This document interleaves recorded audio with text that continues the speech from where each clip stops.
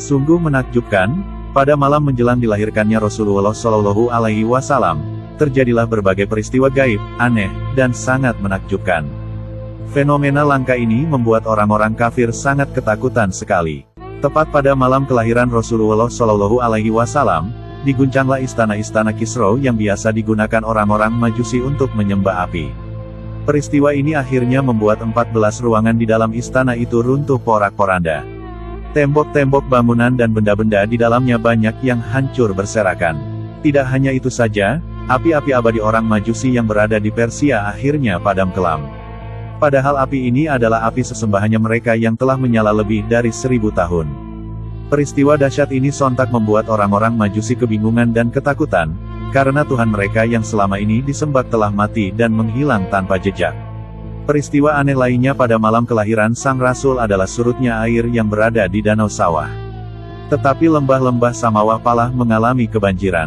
Selain itu, banyak sekali mata-mata air rakyat Kisra yang mengering, padahal mata air itu adalah sumber penghidupan mereka. Hal inilah sontak membuat orang-orang Majusi dan Kisra mengalami kebingungan, ketakutan, dan juga kegelimpangan atas insiden aneh ini. Dikisahkan juga, bahwa dahulu ada orang kepercayaan Raja Kisra, orang ini bernama Al-Mubisan.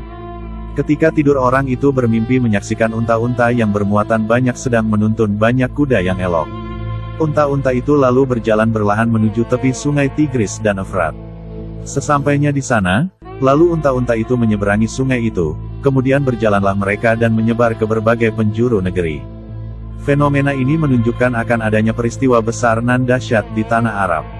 Di waktu malam jelang lahirnya Nabi Muhammad Shallallahu Alaihi Wasallam, terjadilah peristiwa gaib di surga dan neraka, di mana seluruh pintu-pintu yang ada di surga dibuka selebar-lebarnya. Kemudian ditutup jugalah seluruh pintu-pintu neraka dengan serapat-rapatnya. Hal ini spesial terjadi ketika bahagianya alam semesta atas lahirnya manusia termulia yaitu Nabi Muhammad Shallallahu Alaihi Wasallam.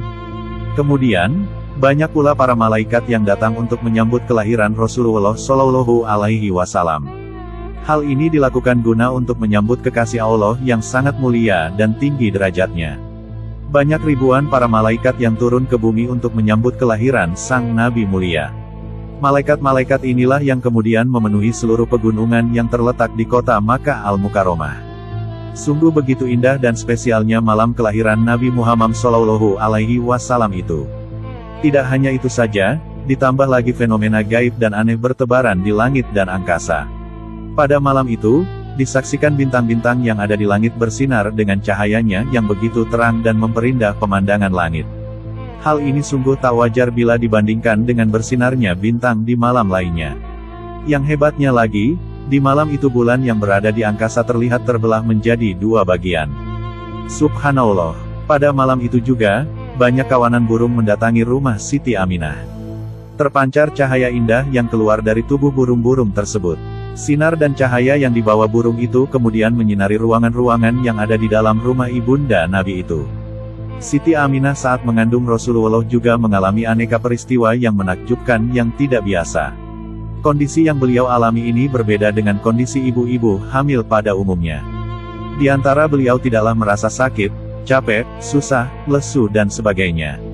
Pada malam tanggal pertama Rabiul Awal, Siti Aminah mendapatkan kedamaian dan ketenteraman dari Allah sehingga ia merasa begitu tenang dan damai.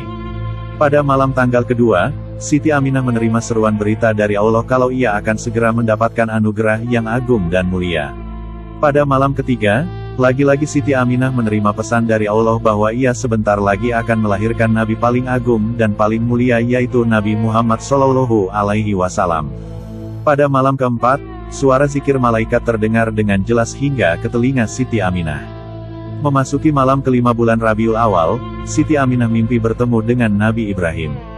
Dalam mimpi tersebut, Nabi Ibrahim alaihissalam meminta Siti Aminah untuk bergembira karena telah mengandung Nabi Muhammad, yaitu Nabi pemilik keutamaan. Bahagialah engkau wahai Siti Aminah dengan lahirnya Nabi yang agung ini, Nabi pemilik cahaya yang terang benderang, Nabi pemilik keutamaan, Nabi pemilik kemuliaan, dan Nabi pemilik segala bentuk pujian, kata Nabi Ibrahim alaihissalam kepada Siti Aminah. Pada malam ke-6, Siti Aminah melihat cahaya memenuhi sudut-sudut alam semesta hingga tidak ada kegelapan padanya.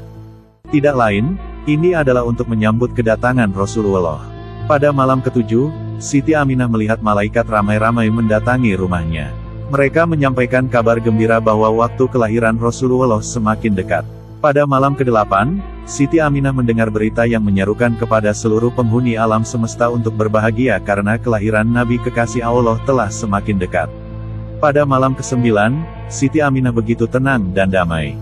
Tidak ada rasa susah dan sedih sedikit pun padanya lantaran Allah telah menganugerahi Siti Aminah kasih sayang yang begitu berlimpah.